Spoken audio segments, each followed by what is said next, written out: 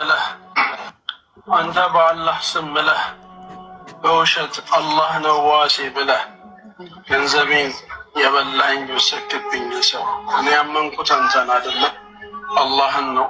ያ አላህ የኔን ገንዘብ ካንሰር ያደርግልህ።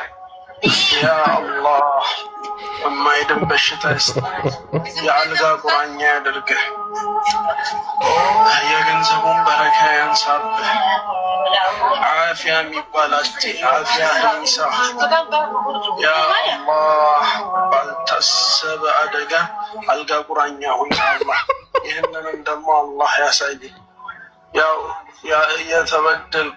የተበደይ ዱዓ ተቀባይነት አለው። አላህ ቀበለኝ። አላህ በአንተ ላይ ጥበቡን ያሳየኝ። ብሩ ቦቶኝ አይደለም፣ ነገር ግን አማማለህ እጅግ በጣም የአላህን ስም ማዋረድ እጅግ በጣም ገርሞኝ። አላህ ይበቀል። ሁሌም ዱዓ አደርግብሃለሁ ኢንሻአላህ። ባለፈው ዕለት እዚህ ሐረም መጥቼ ዱዓ ያረኩበትን ልጅ ለምን ረገምከው? ለምን ሂዳያ እንዲሰጠው አላህን አትለምንለትም ብላችሁ ብዙዎቻችሁ ወቅሳችሁኛል። በእርግጥ ቪዲዮ ከተለቀቀ በኋላ ልጁን በአካል አላውቀውም ነበር። ፎቶውን ልከውልኛል። ማንነቱን በደንብ አውቄዋለሁ። ሎክ ለምን እንደዚህ ከምረግመው ሂዳያ እንዲሰጠው ለምን አለምንለትም ተብያ እንትን ብለውኛል አለ። ጀስ አሁን ኤክስፔክት የምታደርጉት ምንድን ነው ማለት? ያ ሁሉ የማይድን በሽታ ይስጥ፣ ካንሰር ይስጥ፣ ጀስ የት ነው? ያውም መስጊድ ቅዱሱ ቦታ ቢሉት ጋር ሄደው ማለት ነው። ኦልራይት ከዛ በኋላ ከአስተያየቱ በኋላ ምን አመጣ? ቀጥል። እናም ዛሬ የእናንተን ወቀሳ የእናንተን ቅሬታ ሰምቼ ለልጁ ይቅርታ ላደርግለት አይደለም የመጣሁት።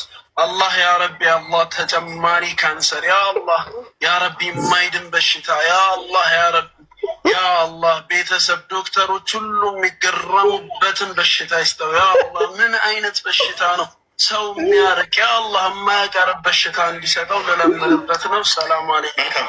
እንግዲህ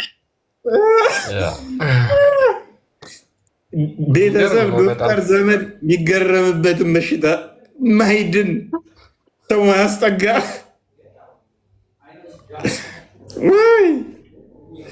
ሉክ ይሄ ቀላል ነገር እንዳይመስላችሁ። ሱራ 3 ላይ 59 ጀምራችሁ ስታዩ ሙሐመድም እንዲህ ነው ያደረገው። ክርስቲያኖቹ ስለ ኢሳ እንከራከር አሉት። የነጀራን ክርስቲያኖች ያላ ቃልና መንፈስ ከሆነ ኢሳ ፍጡር ሊሆን አይችልም ብለው ሞገቱት። ከዛ አንድ ቀን ተከራከሩ። ቀጣይ ላይ መርታት ስላልቻለ አይ ከዚህ በላይ መከራከር የለብንም፣ ነፍሳችንና ነፍሶቻችሁን፣ ልጃችንና ልጆቻችሁን፣ ሚስታችንና ሚስቶቻችሁን እዘን እንምጣና እንረጋገም፣ የሚያዋጣው መረጋገም ነው አለ። ከዛ ክርስቲያኖቹ ደግሞ ማቴዎስ ወንጌል ምዕራፍ 5 ቁጥር 45 ላይ መጽሐፍ ቅዱስ ምን ይላል? የሚረግሟችሁን መርቁ እንጂ አትራገሙ ይላል። እንዲሁም ሐዋርያ ቅዱስ ጳውሎስ በሮሜ መልእክቱ ምዕራፍ 12 ላይ ከቁጥር 14 ጀምሮ የሚያሳድዷችሁ ጸሎት አድርጉላቸው፣ ለሚረግሟችሁ መርቋቸው ይላል። መርቁ እንጂ አትራገሙ ይላል። ስለዚህ ክርስቲያኖቹ መራገም እኛ አንችልም፣ ብትረግመንም መራገም አንችልም፣ መጽሐፋችን አይፈቅድልንም። ነገር ግን መወያየት እንችላለን፣ መረጋገም ግን አንችልም አሉት። እንግዲያውስ በቃ እናንተ ባትራገሙ ምን ይራገማለሁኝ ብሎ ልጁን ፋጢማን፣ አሊን፣ ሁሴንን አልሁሴንን እዟቸው ሄደ እና ተራገመ ብቻውን ማለት ነው። ወዲያውኑ ጠባለ፣ ልጁም ጠባለች፣ የልጅ ልጁም ጠባሉ። አሊም በሴፍ እዚህ ላይ እንትን የተነከረ ሴፍ፣ መርዝ የተነከረ ሴፍ ተደረገ። እንዳለ በሰው እጅ አለቁ ማለት ነው። ብቻውን ሄዶ ተራገመ። ዘሆን አለቁ። ከዛ በኋላ በእርግማኑ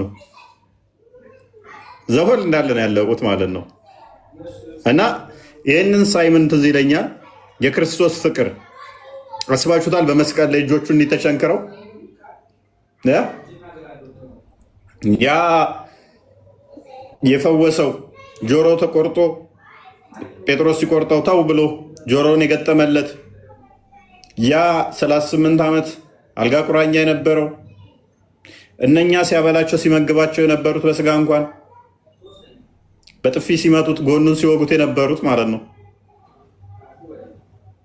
አስቀድሞ ውለታ የዋለላቸው ናቸው። እንደው በስጋዊ እንኳን ብናስበው ለነሱ እንኳን የሚሰሩትን አያውቁም ነበር ሲላቸው የነበረው ምህረትን ነበረ። እኛም እንደዚህ ለጠላቶቻችን ምህረትን መለመን እንዳለብን ሲያስተምረን የነበረው ውለታው የላችሁ በስጋ መጥቼ እንዲህ አድርጌ ጭራሽ ስንት ዓመት ተኝታ አንስቼ ጭራሽ ጆሮ ተቆርጦ አድኘህ ጭራሽ ተርባህ ብልቼ ጭራሽ ነው። ይሄንን ቀጥታ እስጢፋኖስ የተገበረው ታገኙታላችሁ። ሐዋርያት ሥራ ላይ ምዕራፍ 7 ላይ አይ ቲንክ ምዕራፍ 7 6 ነው 7 መሰለኝ ቁጥር 50 አካባቢ ጀምሮ እስጢፋኖስ ይህንን ቀጥታ ይተገብረዋል። በድንጋይ እያወረዱበት ጌታን በዙፋኑ ላይ ይመለከተዋል በአብ ቀኝ ተቀምጦ እና ምን ይላል? የሚሰሩትን አያውቁምና ይቅር በላቸው። ምን አይነት ፍቅር ነው? ምን አይነት ትትና ነው? ምን አይነት መነካት ነው? እቺ ዓለም ከንቱ እንደሆነች ምን ያህል ስታውቁ ነው? አስባችሁታል? ሰማያዊ ስፍራን ቅዱሱን ቦታ እየተመለከታችሁ ድንጋይ እንደ ዝናብ እየወረደባችሁ ህመሙ ተራ ነገር ሆኖባችሁ ጭራሽ እንደ ዝናብ ድንጋይ የሚያወርድባችሁን እሱ አሳዝኗችሁ ለሱ መለመን የሱ መቀጣት የሱ ይሄንን ማድረግ አለማዋቂነት መሀይምነት ወይንም ደግሞ የሚገባበት ዘላለማዊ ቅጣት አሳዝኗችሁ ለሱ ሚሰራውን አያውቅምና ጌታ ሆይ እኔን ይውገረኝ፣ በሚወግረኝ ግን እባክህ ይቅር በለው፣ በቃ አትቁጠርበት። 1 ብር 100 ብር ወስዶብህ አይደለም እስኪሞት ነፍሱ እስክትወጣ የወገሩት እሱም እንደዛ ይለምን ነበረ። ሜይ ቢ ክፍሉን ክፈተውና እንደ እሷን አንብባትና እንሂድበት እንትን እናደርጋለን። እንግዲህ አስቡት የድንጋይ ዝናብ እያወረደበት እንኳን ምሕረትን ይለምን ነበር። ክርስትና ይሄ ነው። እስልምናስ አርዳሃለው፣ እገላሃለው። ምክንያቱም አምላካቸው የማድረግ ስለማይችል እነሱ ናቸው የሚያርዱለት፣ እነሱ ናቸው የሚበቀሉለት። አለ ክርስቲያን ትሰማለህ? አይ አልተከፈተም።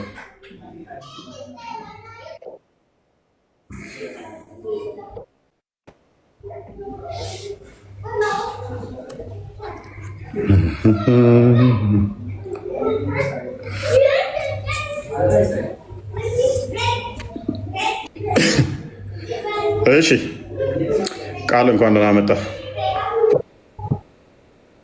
አይ አልተከፈተም። እንትንም ዝግ ነው። ማይክ ራሱ ኔትወርክ ጥሩ ያለ ውጣና ግባ።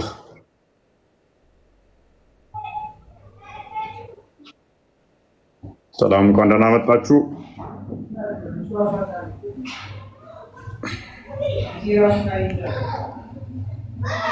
ኦኬ ዛሬ የምንመለከተው ቶፒክ ዛሬ የምንመለከተው እንትን እንደተመለከተ ነው።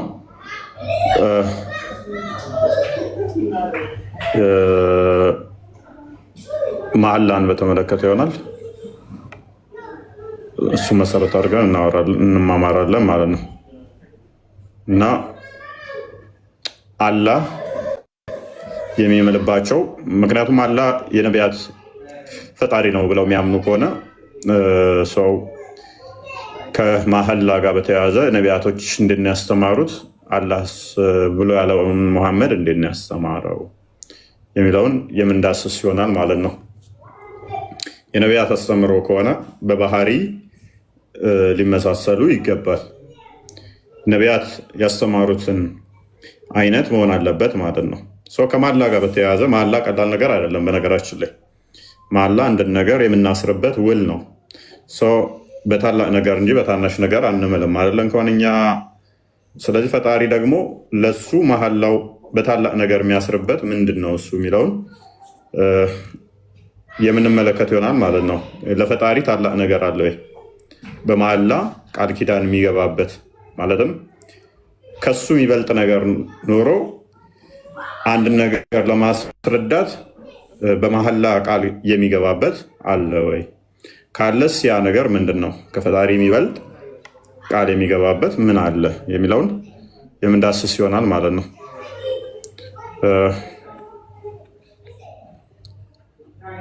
ኦኬ ሰይድ እንኳን ደህና መጣ።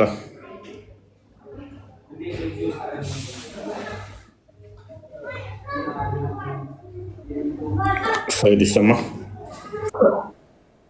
መስጋኑ እንዴት ነህ?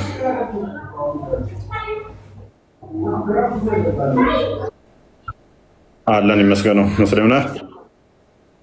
አለን። ሙስሊም ነህ? አለን። ኦኬ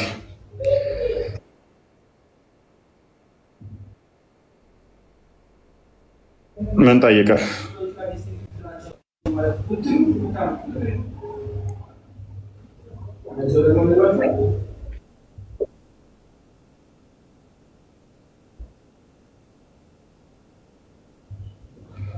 እንዴት ነው?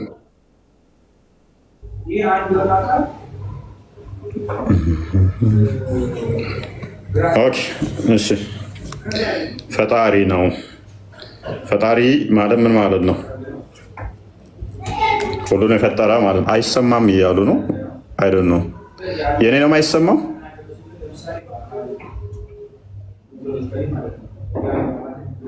የኔ አይሰማም።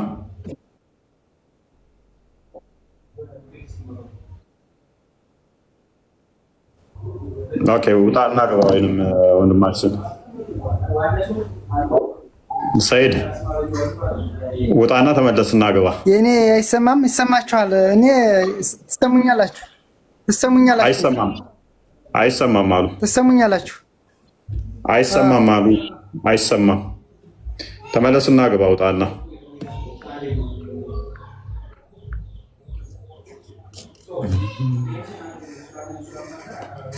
ኦኬ አሁን ይሰማል መሰለኝ። አሁን ይሰማል እያሉ ነው። አሁን ተሰምተዋል ወንድማችን። ወጣ እንዴ? አትወጣት ሲል ነበር። አሁን ተሰምተዋል እያሉ ነበር።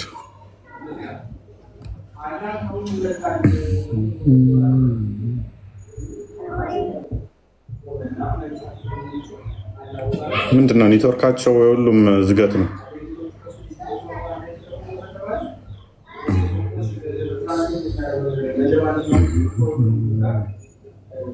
ሰላም እንዴት ዋላችሁ? ወይ እንዴት ነሽ? ቃል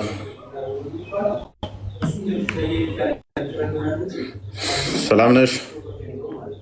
አለን ይመስገን። ሁሉ ሰላም ነው? ሁሉ ሰላም ነው። እንዴት ነሽ? አለሁ እግዚአብሔር ይመስገን። አለን። እየተማርሽ ነው? እግዚአብሔር ይመስገን። አዎ እየተማርኩ ነው። እሺ በርቺ። እሺ በረታ። ሰና እፎይ እንዴት ነህ? ነጉማ ጅራ ነጋርኒ ነጉማ በገነጋታ እንደ ኬሰን ዱብሴት ይጅራ ወለቲንከው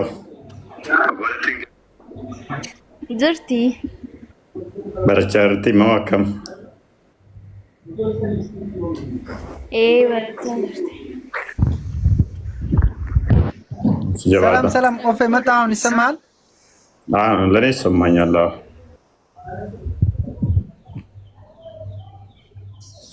ናሲ ጥያቄ መልስልኝ። ኢየሱስ እኛ ነብይ ነው እንላለን፣ እናንተ አምላክ ትላላችሁ። እንዴት ነው? እስኪ ንገረኝ። መልስላለሽ። ክርስቲያን ገብተሃል? ያ ገብቻለሁ። ወይ እስኪ ካሜራ ይሆናልበት ሜቢ ተከፍቷል። አሁን ካሜራ አሁን ጥሩ ሆነሻል። አስቸጋሪ ምን አስቸግረው? ኧረ ኔትወርካችን እኮ ግራ የሚያጋባ ነገር ውስጥ ነው ያለው ይመስለኛል። ቆይ አንዴ እሺ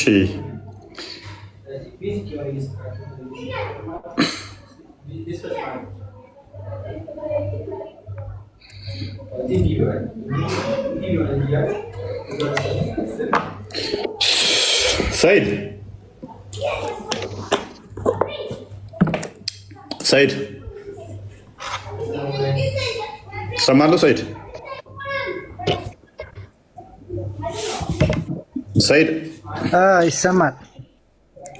ኦልራይት ምንድን ነበር ያልከኝ? ኢየሱስ ይሰማል። በእኛ ምንድን ነው ያልከኝ? አዎ ትሰማኛለህ። በእኛ ምንድን ነው ያልከኝ? ምንድን ነው በእኛ ያልከኝ? ትሰማኛለህ። ኢሳ ኢየሱስ ነው። በእኛ ምንድን ነው ያልከኝ? በእኛ ነብይ ነው። እናንተ አምላክ ትላላችሁ። ኦኬ ነብይ ነው። አምላክ ነብይ ነው። ተልኳል። ያላ ቃልስ ነው አይደለም?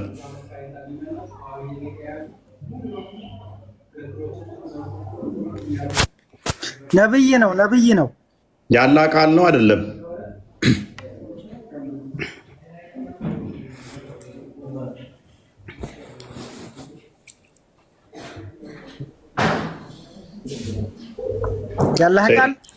ያላ ቃል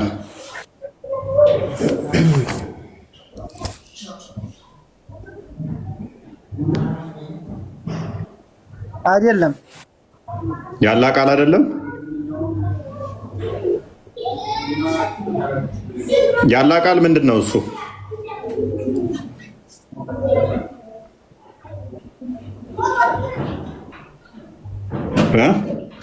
አይሰማህም? እንደ ኦፍ አይሰማህም? ኔትወርክ ጥሩ አይደለም። በቃ አስተካክል። በኋላ እንቀጥላለን ከአንተ ጋር።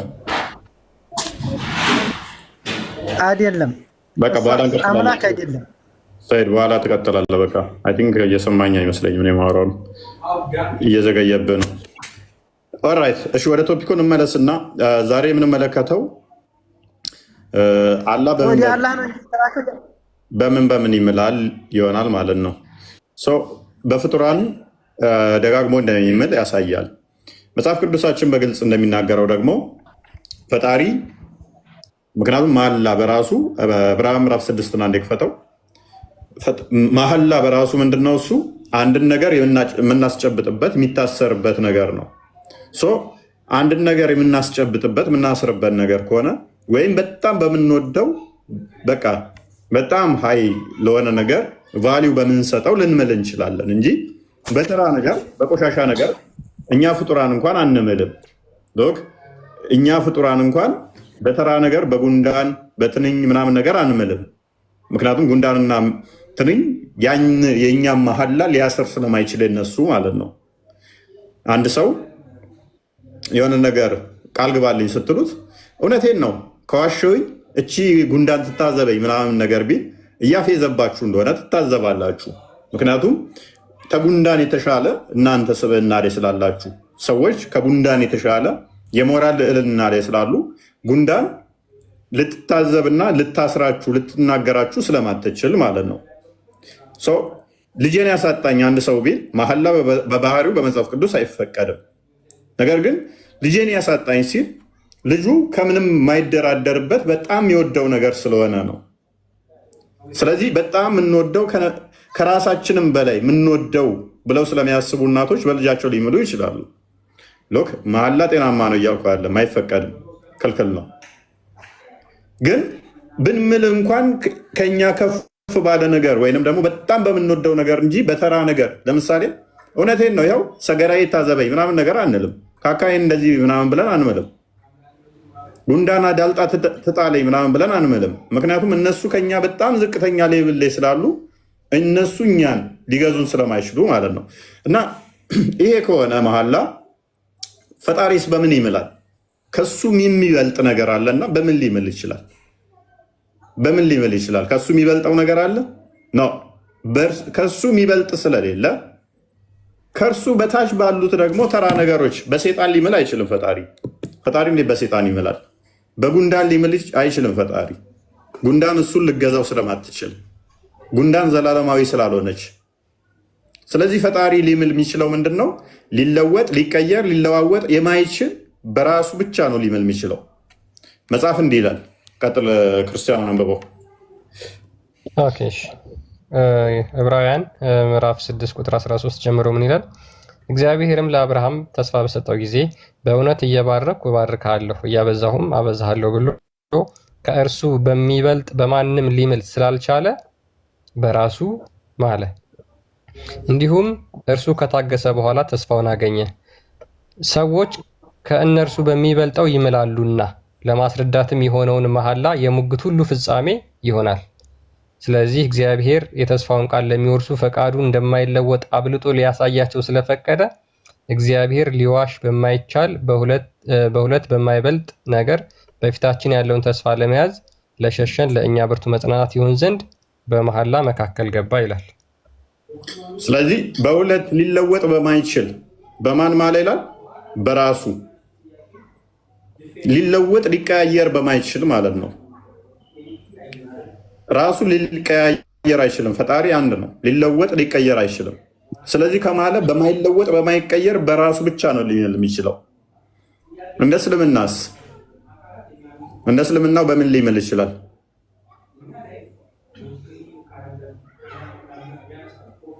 ኦኬ ሱረቱ ሐቅ 38ኛውን አያ እንደ ክፈተው። የገባችሁ ማውራት የምትፈልጉ ማይክ ማንሳት ትችላላችሁ። 69ኛው አያ ማለት ነው፣ ቻፕተር ማለት ነው። አላህ ሉክ ማይተማመኑ ጓደኛ ማቾች በየወንዙ ይማማላሉ ይባላል። አንድ ሰው ደጋግሞ ማላ ካበዛ ውሸታም ነው። ሶሪ ቱ ሴይ ዲስ፣ ማላ የምታበዙ ሰዎች አብዛኞቻችሁ ውሸታም ናችሁ። ማላን ከተለማመዳችሁት ማርያምን፣ ገብርኤልን ይድፋኝ ይገልብጠኝ እንደዚህ የሚል ሰው ካለ እሱ ውሸታም ነው። ማላን ተለማምዶታል። የምሬ ነው እላችሁ። ደጋግሞ የሚምል ሰው አብዛኛውን ውሸታም ነው። እናቴ ትሙት፣ እንደዚህ ትሁን፣ እንደዚህ ይፈረጥ ይቆረጥ፣ እንደዚህ የሚሉ ሰዎች አብዛኞቹ ውሸታም ናቸው። ማላን ይለማመዱትና አፋቸው ላይ ይመጣል። በቃ ደጋግሞ ያ ነገር ማለት ነው። ከዛ ለዛ ማላ ተገዢ ስለማይሆኑ ምን ይሆናሉ? ጀስ እንደንትን ነው፣ በቃ ምንም አይመስላቸው። ስለዚህም ይላል መጽሐፍ ቅዱስ እንዳትምሉ ከቶ ይላል። እግዚአብሔር ደግሞ ከእርሱ ምንም ሊበልጥ የሚችል ነገር የለምና በራሱ ማለ ይላል። እናንተ ግን ቃላችሁ እውነት ሐሰት ብቻ በሉ። ለምን? እውነት እርሱ እግዚአብሔር ብቻ ስለሆነ። ስለዚህ እግዚአብሔርን ብቻ ነው እንትን ማለት ያለባችሁ። ቁርአኑ ግን እንዴት ነው አላህ የሚምለው የሚለውን እንደዚህ ያስቀምጠዋል። በማታዩትም ነገር እምላለሁ አለ። በማታዩት ነገር እምላለሁ አለ። ኦኬ፣ በማታዩት ነገር ሲል አዘ ጀነራል ሰዎች በማያዩት ነው ወይንስ እኔ በማላየው ነው የሚምልልኝ? ለምሳሌ አሁን እያየሁት ያልሆነ ነገር በጣም ብዙ ነገር አለ፣ ሊታዩ የሚችሉ ነገር ግን እያየሁት ያልሆነ ነገር አለ። ለምሳሌ ጠቅላይ ሚኒስትሩን እያየሁት አይደለም። አሁን በሱ ይምልልኛል ማለት ነው። በማታዩት እምላለሁ ሲል አይ በማታዩት ሲባል ሰዎች ሁሉ በማያዩት ነው ከተባለ ደግሞ ለምሳሌ ሴጣንን አናይም። ቁርአኑም እንደሚናገረው ሴጣን ከሩቅ ስፍራ ያዩአችኋል እናንተ ግን አታያችሁም ስለሚል ቁርአናችሁም ማለት ነው። ስለዚህ ሴጣን አይታይም። ስለዚህ በሴጣን ይምልልኛል። ዳጋሞት በሴጣን ከማለልኝ ምንድን ነው የሚያስጨብጠኝ? ኦኬ፣ በሴጣን ምሎስ አላህን እንዴት ነው ማምነው? እኔን ለማስረዳት አላህ በሴጣን ከማለልኝ እንዴት ነው የምረዳው? ምንድነው ቫልዩ? ሴጣን ያላህ ስራ ከሆነ ሎክ ያላህ ፍጡር ከሆነ አላህ በሴጣን ከሆነ የሚምለው አላህ እኮ የበላይ አይምን ሴጣን እኮ እንደውም የበላይ ሆነ ማለት ነው። በማታዩትም ነገር እምላለሁ ስላለ ማለት ነው። በዚህ ብቻ አላቆመም። ባይዞ በማታዩትም ነገር ብቻ ብሎ ቢያቆም አሪፍ ነበረ። በምታዩት ነገርም እምላለሁ አለ ደግሞ በምታዩትም ነገር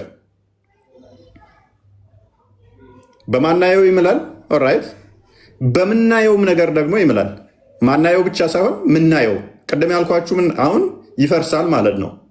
አብይን ለምሳሌ ይምልልኛል ብዬ ስጠይቃችሁ አይ ሜቢ በማታዩት ነገር ሲባል ጀነራል ሰዎች ሊያዩት በማይችሉት ሰዎች በአይናቸው ያንን ነገር ለማየት ካፕቸር ለማድረግ ማይችል የሆኑ ነገሮችን የሚገልጽ ነው ከተባለ አይ አብይ ሊታይ ይችላል። ስለዚህ ነገር ለማየው በማታዩት የተባለ ከነ አብስትራክት የሆኑ ማይታዩ ወይንም ደግሞ ቦዲ የሌላቸው አይናችን ሊይዛቸው በማይችሉት ነው ብሎ ኢንተርፕሬት ቢደረግ እንኳን መልሶ ይዘጋዋል ቁጥር 39 ላይ ማለት ነው። ምክንያቱም በምታዩትም ነገር እምላለው ስላለ ስለዚህ ቅድም ያላችሁ አይ እንደዚህ ነው ብላችሁ ያብራራችሁት ቁጥር 39 ላይ ይፈርስባችኋል። በምታየውም እምላለው ስላለኝ ነጋ ብዬ ላየው እችላለሁ። ስለዚህ በሱ ይምልልኛል ማለት ነው። በማየውም ከማለልኝ ደግሞ ጢንዚዛ ይምልልናል እንደ ይላሉ። ጢንዚዛው ታየዋለህ። ከምታያቸው አንዱ ጢንዚዛ ነው። አሁን ሉክ ጢንዚዛም ሆነ ሽንት ቤትም ሆነ ዋቴቨር ኢት ኢዝ እኔ ማተር አያደርጉም እነሱ ሉክ እነሱ ማተር አያደርጉም ምንም ይሆኑ ምንም። ነገር ግን በእነሱ የመማሉ ጥቅም ምንድን ነው? እሱ ምንን ለማስጨበጥ ነው? ምንን ሊያስገነዝበኝ ነው? ምክንያቱም ቅድም እንዳልኳችሁ የነቢያቱ አምላክ በራሱ ብቻ ነበር ሲምል የነበረው። ከአብርሃም ጋር ቃል ኪዳን ሲገባ ዘፍጥረት ምዕራፍ 22 ላይ አንድ የክፈተው ክርስቲያን ቁጥር 26 ላይ በራሱ ስም ማለ ነው የሚለው። ዕብራውያን ላይ እንዳየነው ፈጣሪ ከሱ በላይ የሚበልጥ ምንም ስለሌለ ሰዎች ነገርን ለማስጨበጥ ታላቅ ነገር ይምላሉና እግዚአብሔር ግን ከሱ የሚበልጥ ምንም ስለሌለ በራሱ ማለ ይላል። በራሱ ነው ቃል የሚገባው እንጂ በፍጡር ቃል አይገባም በዝቅተኛ ነገር። ምክንያቱም ፍጡራን የሚለዋወጡ ናቸው። የሚለዋወጡ ነገሮች ለሱ ሊይዙትና ሊጠይቁት ስለማይችሉ ማለት ነው። እርሱ ግን የማይለወጥ የማይቀየር ዘላለማዊ ነውና የተናገረው እንደማይቀየር በራሱ ይምላል ማለት ነው። ጋር ክርስቲያን ኦኬ እሺ እንዲህም አለው ይላል እግዚአብሔር በራሴ ማልሁ ይላል። በራሴ ማልሁ ይላል ይህን ነገር አድርገሃልና አንድ ልጅህንም አልከለከልክምና ብሎ ይናገራል። ሰው እግዚአብሔር አምላክ ከሱ ሊበልጥ የሚችል ነገር ስለማይኖር የሚምለው በራሱ ብቻ ነው። በራሱ ብቻ መሐላን ያጸናል ማለት ነው። የሙስሊሞችስ የሚለውን እንመጣበታለን። ያ ስለዚህ በራሱ ነው የሚምለው። መጽሐፍ ቅዱስ ላይ እጅግ ብዙ ቦታ ላይ በራሴ ማልኩ፣ በስሜ ማልኩ ይላል። ኢሳያስንም አንዴ ክፈተው። ኢሳያስስ የሰበከው እግዚአብሔር እንደው በሚታይ በማይታየው ባህሩን በሽንቱም የሚምል ነው። ሶሪ እነዚህ አይነት ቃላቶችን ማለት ግን ያንን ኦፕን ስላደረገው ነው ቁርአኑ። ደግሞም ከዚህም የከፉ እናሳያችኋለን የሚምልባቸው ማለት ነው። የማይምልበት ምንም ነገር የለም። በምታየው እምላለሁ አለ። ኦራይት በማየው ነገር ከሆነ በቃ እንዳትሉ ደግሞ በማታየውም ደግሞ እምላለሁ አለ። ቫይረሶችን አናይም። ለምሳሌ ከማናያቸው ነገሮች ብዙ ነገሮች አሉ። አብስትራክት የሆኑ አይናችን ሊይዛቸው ሊዳስሳቸው ሊያካላቸው የማይችሉ ነገሮች አሉ። በእነሱ ይምልልኝ ከሆነ 45:23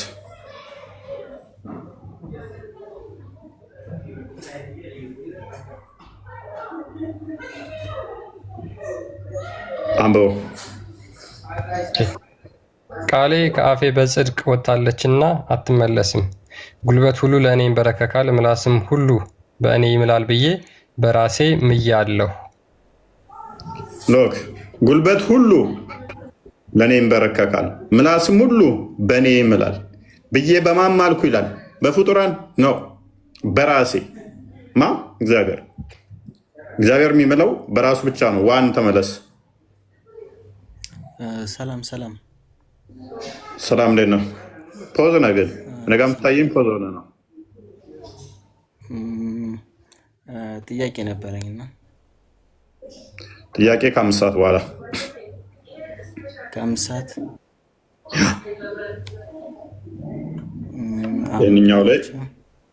እዚኛው ላይ ጥያቄ እነኝን ትመልስና ሜይ ቢ እዚሁ ላይ እያነሳ ትሄዳለህ። ጥያቄ ብቻ ከሆነ ግን ከ5 ሰዓት በኋላ የምንቀበለው ትንሽ ነው፣ የተወሰነ ትንሽ ብቻ ነው። ብዙ መሆንና ትንሽ መሆን ጉዳይ ሳይሆን አንድም ጥያቄ ግማሽን ብትወት ቶፒክ የሚባል ነገር ስላለ ነው። እና ደግሞ ምንም ማድረጋችን ትንሽ ቆይና 5 ሰዓት ላይ እንቀበላለን። እሺ ሉክ ክርስቲያን ቀጥልሽ። ኦኬ ያው እንግዲህ ምንድነው በግልጽ ለማድረግ ያክል መሐላ ማለት ካፋችን የሚወጣውን ቃል ለማጽናት የምንጠቀምበት ነው። ካፋችን የሚወጣው ቃል ደግሞ የምናጸናበት በምንድነው ከራሳችን ሊበልጥ በሚችል ነገር መሐላ ስንፈጽም ያ ካፋችን የወጣው ቃል በዛ በመሐላችን ይታሰራል። አሁን በማይሆን ነገር ብንምል፣ ለምሳሌ ከኛ በሚያንስ ቫልዩ ዋጋው ከኛ ዝቅ ባለ በወረደ ነገር ብንምል ቃላችን እውነት አይደለም። ይልቁንም እንዲያውም ውሸት የመሆን ቻንሱ በጣም ሃይ ነው፣ በጣም ሰፊ ነው። ስለዚህ መሐላ እንደ መጽሐፍ ቅዱስ ከሆነ ክርስቲያኖች እንዲምሉ አልተፈቀደላቸውም። ለምሳሌ የማቴዎስ ወንጌል ምዕራፍ 5 ላይ እንዲሁም 1ኛ ጴጥሮስ ላይም አለ ሰዎች እንዲምሉ አልተፈቀደላቸውም። ነገራቸው ወይም ደግሞ ካፋቸው የሚወጣው እውነት ከሆነ እውነት ብለው ይናገራሉ፣ ሐሰት ከሆነ ደግሞ እንደዛው ሐሰት ብለው ይናገራሉ እንጂ መማል አይችሉም። ነገር ግን እስልምና የነቢያት አስተምሮ ነው። እስልምና ከመሐመድ በፊት ብዙ መልእክተኞችን ልኳል፣ ነቢያትን ልኳል፣ 124 ሺህ ምናምን የሚጠጉ ብለው ክሌም ያደርጋሉ። እነዛ እስልምና የነቢያት ሃይማኖት ነው የምንለው እነዛ ያመልኩታል የተባለው አምላክ ምንድነው? ባህሪው አይደንቲቲው ተመሳሳይ ነው ወይ መሐመድ ይዞት የመጣውና በፊት ሲያመልኩት የነበረው አካል የሚለውን ነገር ስንመለከት በፍጹም አይገናኝም። አይደንቲቲው ባህሪው አይገናኝም። ለምሳሌ እግዚአብሔር አምላክ አስቀድሞ ምንድነው መጽሐፍ ቅዱስ ላይ እስካሁን እንዳነበብናቸው ማለት ነው፣ ሌሎች የመጽሐፍ ቅዱስ ክፍሎች አሉ እናነባቸዋለን። በማንም በፍጡር ሊምል አይችልም። በፍጡር በፍጹም ሊምል አይችልም። ምክንያቱም ክብሩ ከሱ የሚበልጥ ስለማይኖር ማለት ነው። ክብሩ ከሱ የሚበልጥ ክብር ያለው ስለማይኖር። ነገር ግን ወደ ሙስሊሞቹ ስንመጣ የሚምልባቸውን ነገሮች አንድ ባንድ እያወጣን ብናሳይ በፍጡር ይምላል። በፍጡር ብቻ አይደለም፣ ተራ በሆኑ ፍጡሮች፣ ተራ በሆኑ ዋጋ በሌላቸው ቫልዩ በሌላቸው ከኛ አይደለም ከአምላክ ባህሪ ይቅርና ከሰው ባህሪ እንኳን እጅግ በጣም በወረዱ ነገሮች ይምላል። ለምሳሌ በፈረስ ይምላል አላህ፣ የሙስሊሞች አምላክ አላህ ማለት ነው። በፈረሶች ይምላል። ኢማጂን በዛፍ ይምላል። እሱን እንቀጥል። እስከዛ ሙስሊሞችን መጠየቅ ይቻላል። አብዱል ፈታም አለ፣ ሳዲም አለች። የት ነው የሚመላው?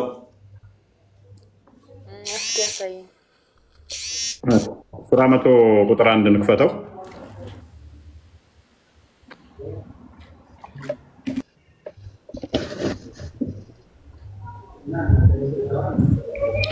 ኦኬ ይታይሻል ሳዲ?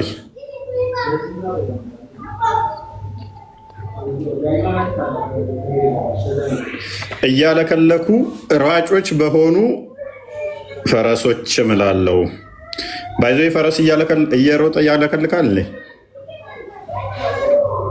ውሻ ነው የሚያለከልክ። ማለክለክ ማለት ራሳቸውን አውጥተው እንትን የሚሉ ማለት ነው። ደግሞም እየሮጥክ ማለክለክ ይቻላል? ከባድ ነው በጣም አይቻልም። ከቆሙ በኋላ ነው ያለከለክ። ሊደክም ይችላል እንጂ እየሮጡ ማለክለክ አይቻልም። ምክንያቱም ማለክለክ ማለት ምላስን አውጥቶ እንዲህ እንትን ማለት ነው። በጣም እየሮጥክ ምላስን ማውጣት አይቻልም። መተንፈስ ይቻላል እንጂ በጣም በኃይል መተንፈስ ድካም እንትን ይሰማቸዋል እንጂ ማለክለክ ግን አይቻልም። እንትን አውጥቶ ኤኒዌይስ አሁን በእነሱ መማሉ ምንድን ነው ጥቅሙ? እሺ ባያለከልኩ አይመልልኝም ማለት ነው። አሁን እሺ እያለከለከ በሚሮጥ ፈረስ ማለት ፈረሶቹ ካለቁ በኋላ መሀላው ይቆማል ማለት ነው። ፈረስ በሌለበት ሀገርስ እሺ ይሄ ቁርአን ምን ይሰራላቸዋል? ይሄ ቁርአን ክፍል ምን ይጠቅማቸዋል? በዚህ ላይ አንድ ነገር ልናገር። ቀጥልሽ። አሁን ይሄ በውሻ ብቻ ነው የሚያለከልከው ባልከው ማለት ነው። አሁን ይሄ ማውራት ያለበት ነገር ምንድነው? አንተ ህሊናህን ልሸውዶ አይችልም። ገብቶሃል? ቢያንስ ሎጂክ በሆነ ነገር ነው ማውራት ያለበት ማለት ነው። የሰው ልጅ ያለከልክም። እሺ አሁን ለምሳሌ አንድ ሰው እየሮጠ መጥቶ ከሆነ ቦታ በጣም እየሮጠ መጥቶ አረ ምንድነው የምታለከልከው ምናምን ይባላል። ያ ልጅ እየሮጠ የመጣው ሰውዬ ምላሱን አውጥቶ አይደለም የሚያለከልከው ማለት ነው። ይሄ ውሻ ብቻ ነው የሚያለከልከው የሚለው አሁን ጭንቅላት እንዴት ይቀበለዋል? አሁን ይሄም ማለት ነው ማለክለክ ማለት ነው። ይከታተለዋል። ማለክለክ ማለት ነው። ይከታተለዋል። ውሻ ብቻ ነው የሚከታተለው ማለት ራሱ አሁን ማለክለክ ማለት ነው። ምን አይነት ትምህርት ነው የምታስተምረው? ነገር ነው እንጂ ታልቀስ ቆይ ማለክለክ ማለት ነው። ማለክለክ ማለት ነው ማለት ነው። ማለክለክ ማለት ነው ማለት ከድካም የመጣ የምትነፍሰው ነገር። ይሄ እኮ ማንኛውም ህፃን ልጅ ሊረዳው የሚችል ነገር ነው። አንድ ሰው ሆነ ፈረስም ሆነ ማንኛውም ነገር የሚያለከልከው ነገር ማለክለክ በምላስ ብቻ እኮ አይደለም፣ ምላስ ስለወጣ ብቻ እኮ አይደለም። ይሄ ሎጂክ የሆነ ነገር ማውራት ያለብህ። ገብቶሃል? እሺ፣ በዚህ በማለክለካቸው መማሉ ምንድነው ጥቅሙ? ይህንን ጥቅሙን ምን አለ መሰለህ፣ አሁን ይሄ ፈረስ ምናልባች ኢትዮጵያ ውስጥ የፈረስን ኃይል ወይም ደግሞ ስለ ፈረስ ምንነት ብዙ ሰው ስለማይረዳ ነው እንጂ ፈረስ ማለት በጣም ግሩም የሆነ እና ደግሞ በቃ ትልቅ የሆነ ተሰጥቶ ነው ፈረስ ማለት ነው። ማለት ካላህም ይበልጣል ማለት ነው። አሁን እንደዛ አልኩም። ገብቶሃል? አሁን አንተ ነገሩን ለማጣመም ሳይሆን ማይር አለብህ።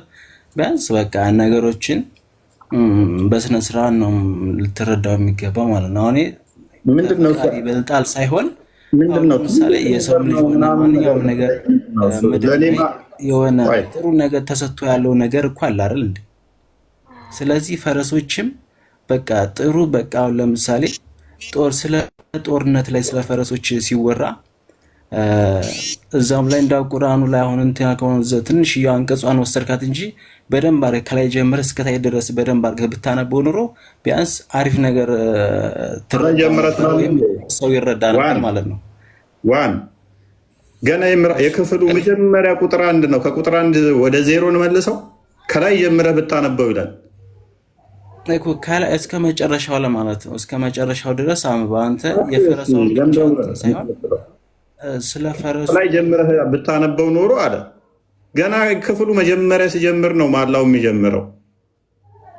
ኤኒዌይስ ለማለት የፈለኩት ነገር ምን አለ መሰለህ፣ ከመጀመሪያው ቢያንስ እስከ መጨረሻው እሺ፣ እስከ መጨረሻው እንሂድልህ። ይሄ ዘላለማዊ ያላህ ቃል ነው። ሉክ ፍጥረትን ከመፍጠሩ በፊት ይሄ ያላህ ዘንድ የነበረ ቃል ነው። ምን የሚል ላንብብላችሁ።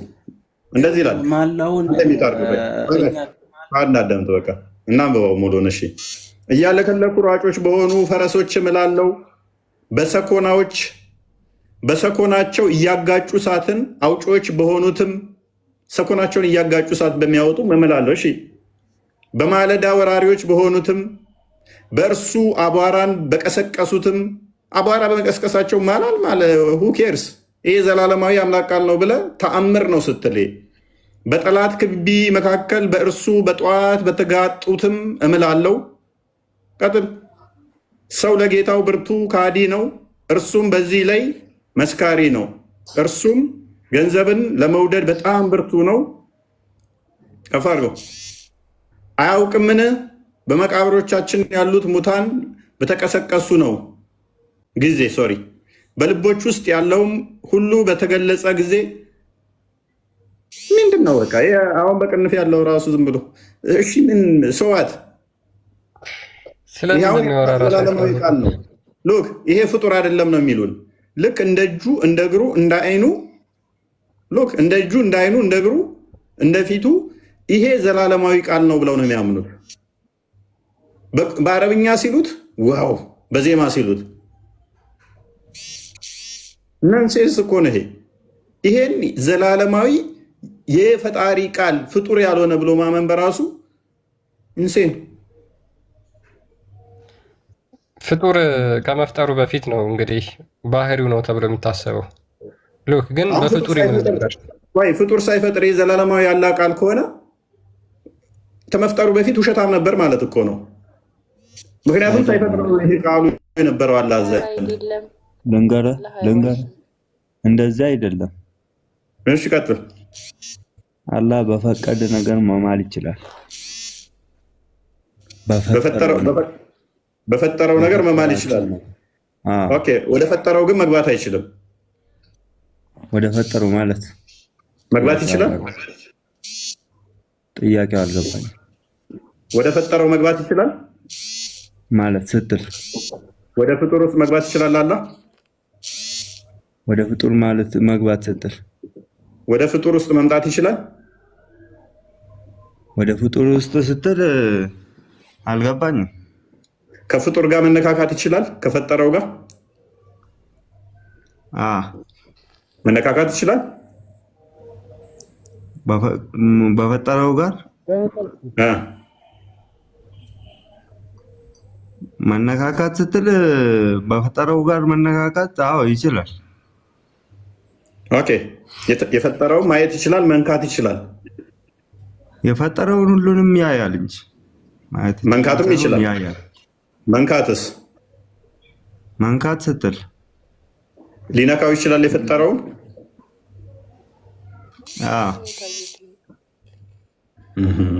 ስለዚህ አላህ ሊነካካ የሚችል ሊታይ የሚችል ፊዚካል ቦዲ ያለው ነው ማለት ነው። አይ አታየውም አንተ። እሱ ካየ እሱ ያያል እንጂ አንተ አታየውም። በቂያማ ቀን እኮ ታየዋለህ። ዛሬ ነው ያልከው። ዛሬ ለምን ነው የማታየው? ማይታይ ሆኖ ሳይሆን አንተ ለምን ነው የማታየው? የሚገባ ከሆነ የሚመጣ ከሆነ የሚነካህ ከሆነ ምንድነው? ለምን ነው የማታየው? አንተ ኢየሱስን አይተህ ታውቃለህ? አላህም እንደዛ እንደ ኢየሱስ ነው አይደለም? እሺ፣ እሱ አምላክ ነው። አላህ አምላክ ነው። አይታይም። አምላክ አይታይም የሚለውን ቆይ፣ አይታይም ሳይሆን ሳድ አልታየም በል። እኛ ክርስቶስ በስጋ ተገልጦ ታይቷል። ሎክ ታይቷል፣ ይታያልም። ዳግም ሲመጣ በስጋው ስለሚመጣ ይታያል በስጋው።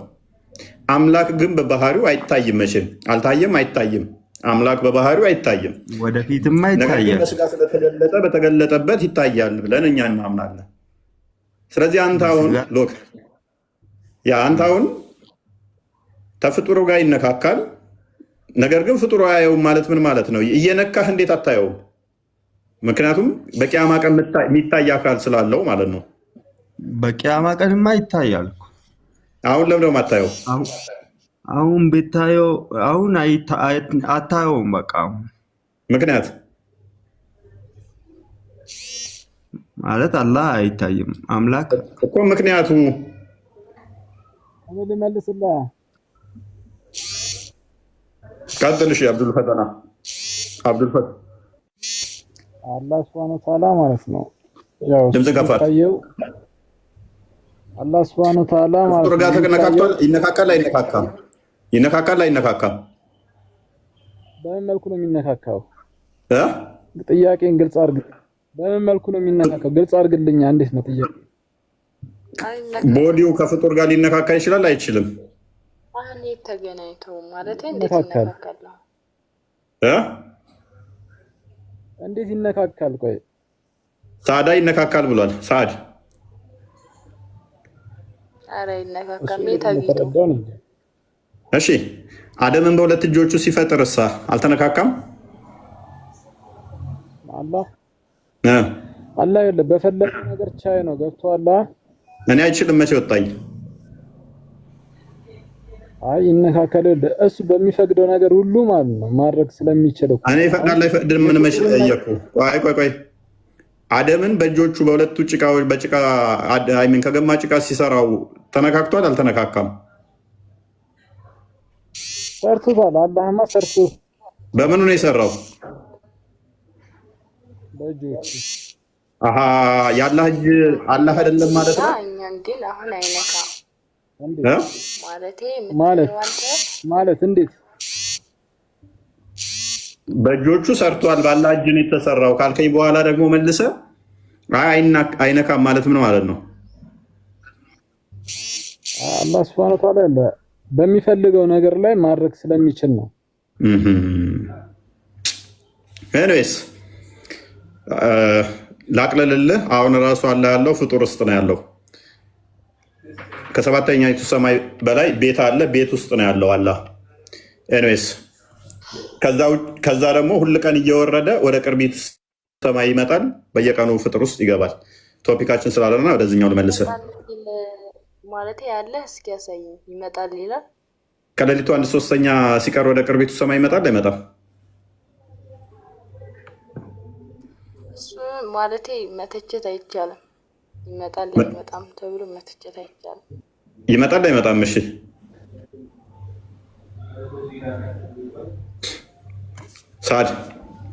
ሳዳ ቅርቢቱ ሰማይ ውስጥ እኮ ይገባል።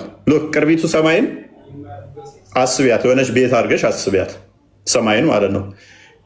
አይምሮሽ ውስጥ የአንቺ ቤት አለ፣ እንደዛ እንደ ቤት ሳዩ ሰማይን ማለት ነው። ነገር ግን ልዩነቱ ምንድነው? እሱ የአንቺ ቤት ጠባብ ነች፣ ሰማይ ትልቅ የሰፊ ቤት ነው።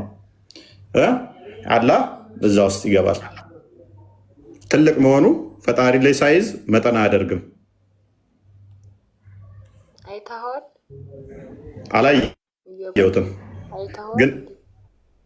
ግን ነብይሽ ያስተማረው ነው።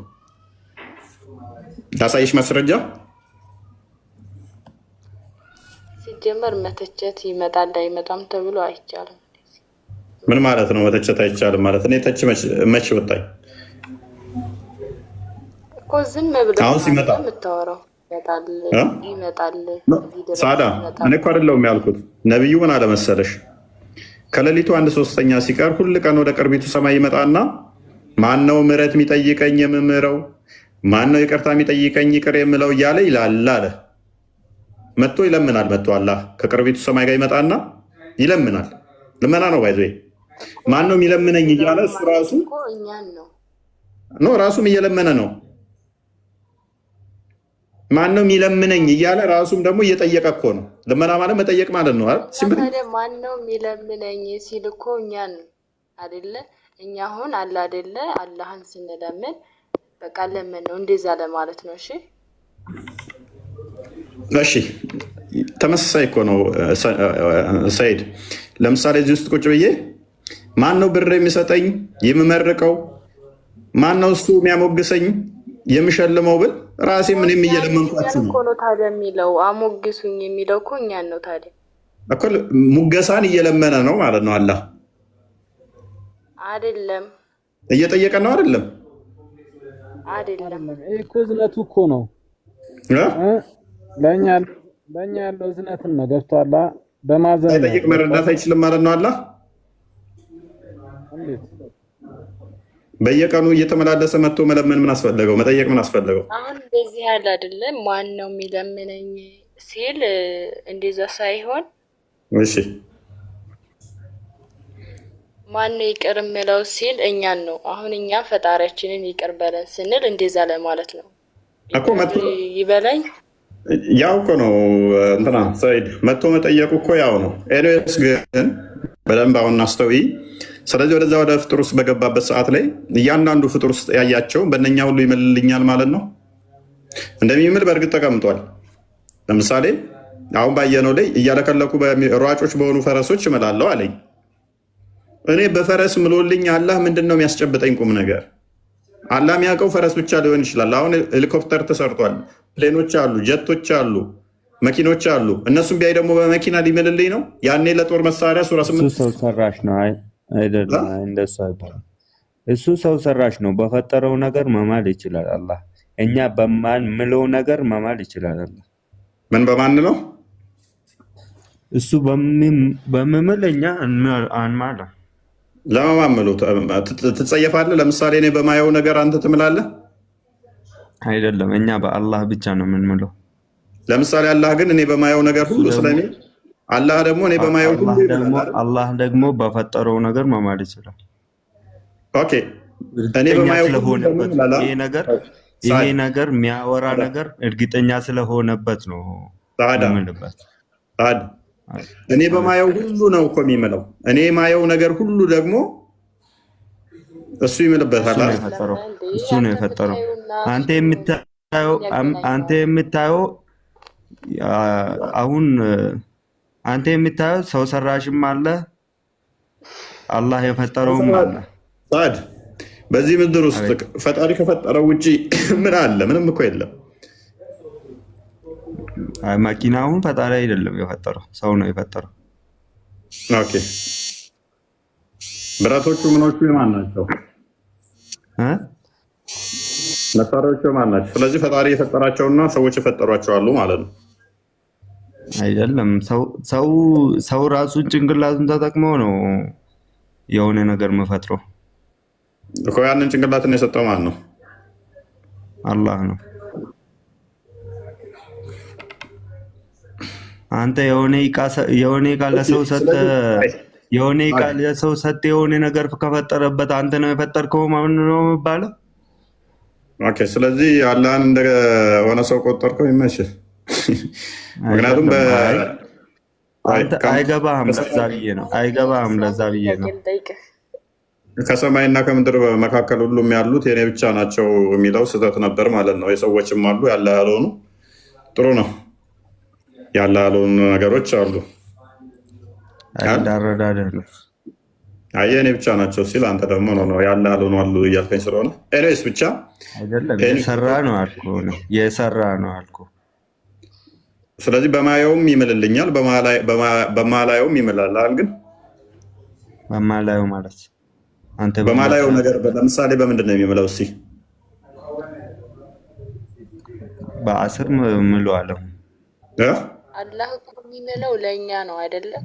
በፈለገው ነገር መማል ይችላል እሱ። በማላየው ነገር በምንድን ነው የሚምለው? ለምሳሌ እኔ ላያቸው በማልችላቸው ነገሮች ማለት እኔ ማላያቸው ነገሮች የሚምልበት አላህ ምንድን ነው? አላህ በፈለገው ነገር መማል ይችላል። በፈጠረው በሰይጣን ይምላል? አይምልም። ሰይጣን የፈጠረው አይደለም። በፈጠረው መማል ይችላል ነው እንጂ አሁን አልማለም። መማል አልማለበትም። በፈለገው ነገር ግን መማል ይችላል። ለእኛ አሁን አይፈቀድማ። በፈለግነው ነገር መማል አይፈቀድልንም። ስለዚህ በፈለገው ነገር መማል ይችላል። ስለዚህ በሰይጣንም ይምላል ማለት ነው። በሰይጣንም ይምላል። አልማለም።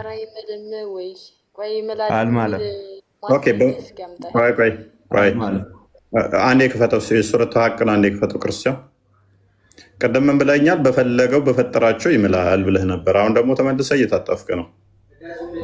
ይምላል ነው አልኩ። መማል ይችላል ነው አልኩ እንጂ ሚሏል አላልኩም። አንብቦ እሺ፣ ቁጥር 38 ጀምር አንብቦ።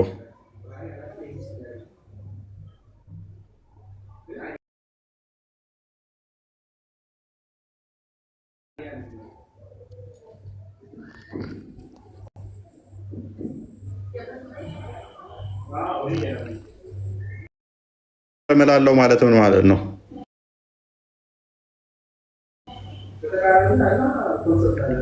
ከመጀመሪያ ጀመርህ አንብብ እንጂ እዚህ አንዴ እንትን ላይ ብቻ ነው የምታነበው። አንዴ ሳል በማታዩት ነገር እምላለው ማለት ምን ማለት ነው? በማታዩት ነገር እምላለው ማለት አላህ በፈለገው ነገር መማል ይችላል ብዬ ነበር። ማላያቸው ለምሳሌ ምንድን ናቸው? አንተ የማታያቸው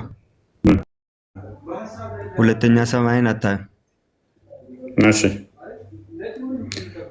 ብዙ ነገር ነው አንተ የማታያቸው ከሰማይ ውጭ። እሺ ምንድን ነው ማላያቸው? መላእክቶችም አታይም። መላእክቶች እሺ ማታየው አንተ ራስህ የምታውቀው ብዙ ነገር አለ። የማታየው አንተ አሁን ኢየሱስ ክርስቶስን አታይም መቼም። ጎበዝ። ስለዚህ በኢየሱስም ይምላል።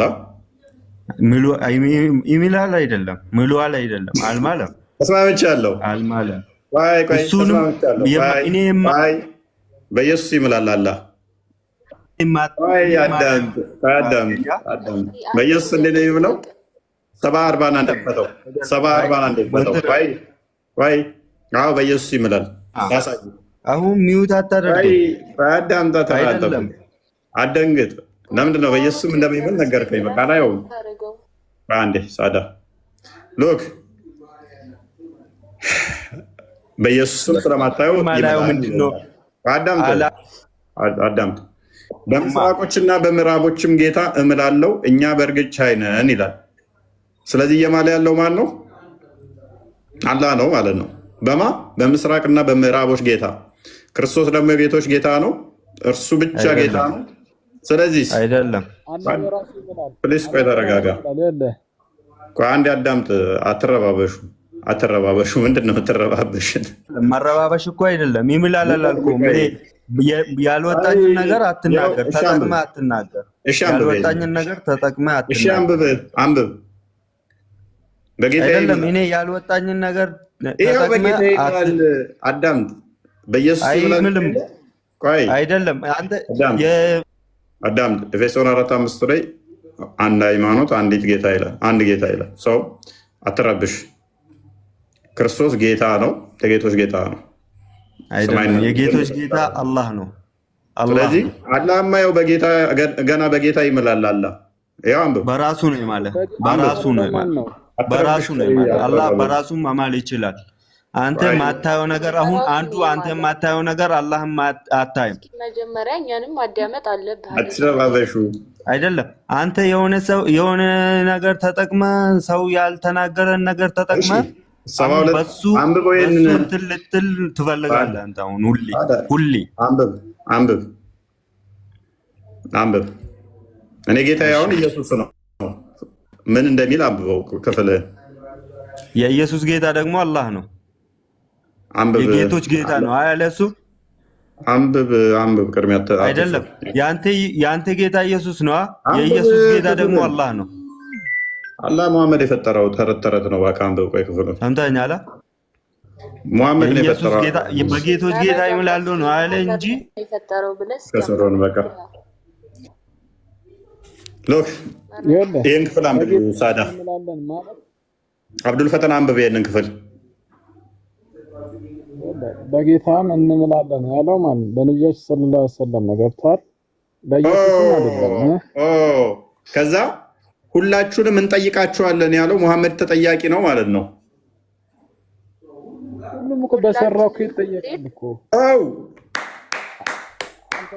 ሁሉም ተጠያቂ ነው እያለን ነው። ሉክ አውሾዩ ክፍሉን አታውቀውም ማለት ነው። ይሄ ሙሐመድና ለተከታዮቹ ነው የተነገረው ብሎናል። ይሄ ክፍል ለሙሐመድና ለተከታዮቹ ነው። ስለዚህ ሁሉም በሰራው ይጠየቃል አለ። ቁጥር 90 ላይ አድርግልኝ። 91 ላይ አንዴ ስለ እናንተ የሚያወራ መስሏችሁ ነው ክፍሉ። እንደዚህ ይላል። እነርሱ እነዚያ ቁርአንን ክፍልፍሎች ያደረጉ ናቸው። ቁርአንን ምን ያደረጉ ናቸው? ክፍልፍል የበታተኑት ናቸው። which is እንትን ብለውታል። ቁርአንን ከፋፍለውታል። ስለዚህ በጌታህም እንምላለን ሁላቸውንም እንጠይቃቸዋለን። ስለዚህ ሙሐመድ ቁርአንን ምን አድርጎታል ማለት ነው? ዲስቶርት አድርጎታል ማለት ነው። በርዞታል። እነሱ ምን ያደረጉ ናቸው? ቁርአንን የበታተኑት የከፋፈሉት ናቸው። በጌታቸውም እንጠይቃቸዋለን። ስለዚህ ይሄ ክፍል የሙሐመድ ነው ብሎናል። ለሙሐመድ የተነገረ ነው። ሙሐመድ ቁርአንን ሲበርዘው ነበር ማለት ነው። ሰውን ዝም ብለህ ታሳስታለህ። መጀመሪያ ተረዳው የሚለውን ነገር በደምብ ከመጀመሪያ ጀምረህ አንብበው። አንብብ። እሺ ከቁጥር 90 ጀምረህ አንብበው። ከመጀመሪያ ጀምረህ አንብበው። አንብብ ራስህ። እሺ እኔም አንብቤ እያስረዳሁ ነው። ካወርደው አንብብ። ምን ያለስብኛል? ሃይ 91 ላይ ጀምረው ከመጀመሪያ አድርገዋ። ሆኖ እንደዚህ ይላል። ማለም ትጀምራለህ። ከቁጥር 1 ነው የምፈልገው። አብዱል ፈታህ 90 ቁጥር ሙሉ ላንብብልህ ነው እንዴ? አንድ መጽሐፍ ሙሉ ላንብብልህ እንዴ? ከአንድ ጀምረ ይላል እንዴ? ተረተረ አርግላት። 90 ጀምረ አርግላት። ያ ቀጥል። እሺ 92 ላይ አድርገው። ችግር የለም። ራሱም ማለት ነው። ራሱም ብቻ በጌታህም እንምላለን አለ። ማንን? ሙሐመድን ማለት ነው። ሙሐመድን ነው እንደዛ ያለው እንግዲህ አላህ ማለት ነው። በጌታህም እንምላለን ማለት እነማን ናቸው የሚምሉት? ቆይ እነማን ናቸው የሚምሉት? ሙሐመድ ጌታ ማን ነው? አላህ ማለት ነው። በራሱ ማለት ነው። ከዛ በኋላ ሁላቸውንም እንጠይቃቸዋለን። እነማንን? እነዛን ማለት ነው። ሁላችንም እንጠይቃቸዋለን ነው እንጂ ያለው ሙሐመድ ራሱን አይደለም።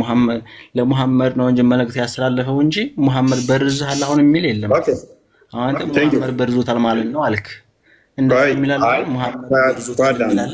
ባዳምጥ ይጠየቃሉ። ማንም የሚጠየቀው ስለው ይሄ ሙሐመድና ለሱ የተከታዮቹ ወረደ ነው አለ። ክፍሉ ከቁጥር 91 ደግሞ ማንን የሚያወራ ነው? ቁርአንን ክፍልፍል ስላደረጉ ሰዎች የሚያወራ ነው። እንጠይቃቸዋለን እያለ ሙሐመድና ተከታዮቹን የሚመለከት ነው። ይህ ክፍል ማለት እንጠይቃቸዋለን አላህኛ ዱንያ ላይ እየሰራ ነው። ስለዚህ ቁርአንን ክፍልፍል አድርጋችኋል፣ እናመሰግናለና። ታዲያ እንደዛ ከሆነ የምትጠየቁበት ምክንያት ቁርአንን ክፍልፍል ስላደረጋችሁ ነው፣ ስለበረዛችሁ ማለት ነው። ከመጀመሪያው አንብበው ይኸውልህ፣ አንድ ታሪክ ማለት ነው። ከመጀመሪያው ይያዛል። ገባ? ከመጀመሪያው ለምን አታነበው? አላህ ምንድነው እሱ? አዳምጣ። ዋና ቶፒካችን ምንድነው እሱ? በደንብ አስተውሉ። አንድ ሚታር ዋና ቶፒካችን ምንድነው እሱ? አላህ በጌታም ይምላል። ቅድም ምን አለን? ለእንትና የሰጠነው ምላሽ ነው። በራሱ ነው የሚመለው። ፕሊስ አዳምጪ፣ ቆይ አዳምጪ። ምን አለን ቅድም? በኢየሱስ ይምላል አለን። ኦራይት፣ ኢየሱስን ስለመታዩት አለን። ለምሳሌ ኢየሱስ ደግሞ ለእኛ ምናችን ነው? ጌታ ብለን እናምናለን። እናንተም ጌታ ነው፣ ለእናንተም ጌታችሁ ነው። ሙሐመድ ኮርጆ አላ ብሎ ቢያመጣላችሁም ጣዖት። ፕሊስ ጣልቃ ትግባ። ስለዚህ በምስራቁም በምዕራቡም በሰዎችም ጌታ አላህ ሲምል ጌታ ብለን የምናምነው ደግሞ እኛ ማን ነው? ኢየሱስ ነው። ስለዚህ በሱም ይምላል ማለት ነው፣ በምታዩትም በማታዩትም ስላለ እኛ ኢየሱስን አሁን እያየ ነው ስላልሆነ በስጋ አይናችን። ስለዚህ ምንድን ነው እየማለልን ነው አላህ ማለት ነው።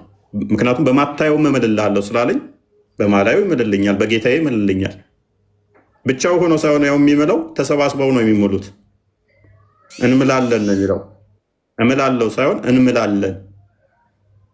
ምክንያቱም ሱረቱ አልአንቢያ ላይ ቁጥር 17 ላይ መጫወቻንና ሚስትን ብንፈልግ ከኛ ዘንድ እንይዝ ነበር ይላል። ከኛ ዘንድ እንይዝ ነበር ሲል ብዝሃነትን የሚጠቁም ነው። አላህ ብቻውን እንዳልሆነ የሚያሳይ ነው። ስለዚህ አላህ ባገኘው ሁሉ የሚምል ከሆነ ምንድነው ቫሊዩ? ምንድነው ጥቅሙ? በፍጡራኑ የሚምል ከሆነ እያለከለኩ በሚሮጡ ፈረሶች የሚምልልኝ ከሆነ ለእኔ ምንድነው የሚያስጨብጠኝ? በፍጡራኑ መማሉ በማላየው ነገር በመማሉ ምንድነው የምጠቀመው? እኔ በማየውስ ነገር መማሉ ምንድነው የምጠቀመው? እነኛን ነገር በአለማየው ነገር በመማሉ ምንድነው የምጠቀመው? በማላየው ነገር መልሱን እኮ መልሶልህ ነበረ። በጌታህን ምን አለን አለ። የመሐመድ ጌታ ማን ነው? እኔ እዚህ ጋር ልጠይቅህ። አዳምጥ። በማላየው ነገር መማሉ ምንድነው ጥቅሙ? ካላየሁት ኦኬ፣ በማላየው ነገር መማሉ ምንድነው ጥቅሙ? በሰይጣን መማሉ ምንድነው ጥቅሙ? አላይም ሰይጣን ለመረጃላ አሁን አንተ በሰይጣን አላህ ምሯል እንዴ? ኦኬ፣ ሰይጣንን በማታውስ ስፍራ ያያችኋል ሚል አለ የለም? ቁርአን ላይ ሰይጣን ያያል። እኛ ግን ሰይጣን አናይም። ሰይጣን አየን። አሁን አንተ ፈጣሪያቸው በሰይጣን ምሏል ነው የምትለን። በሰይጣን ምሏል የሚል መረጃ